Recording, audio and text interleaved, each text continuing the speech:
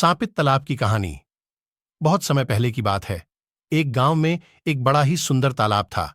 उस तालाब के पास कई पेड़ पौधे थे और प्राकृतिक सुंदरता का वातावरण था।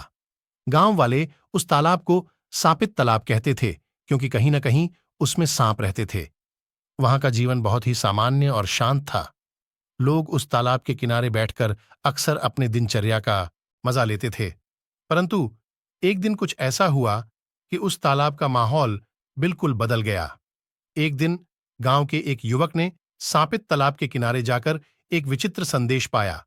उसमें लिखा था, यह तालाब अब अपनी सफाई के लिए सभी गांव वालों की जिम्मेदारी है। इसे साफ करें, वरना तालाब की सजाएं होंगी।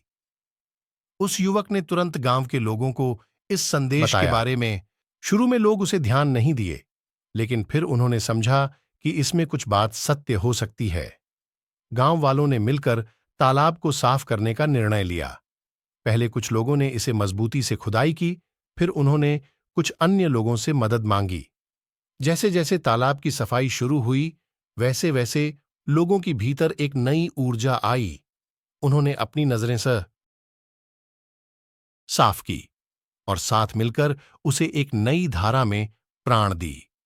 तालाब को साफ करने के बाद लोगों ने उसे और भी सुंदर बनाया।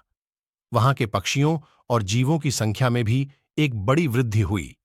इस कहानी से हमें यह सीख मिलती है कि सामाजिक जिम्मेदारियों को पूरा करने से हमारे आसपास का पर्यावरण भी सुंदर और स्वस्थ बन सकता है, और यह भी कि हमें अपने संदेश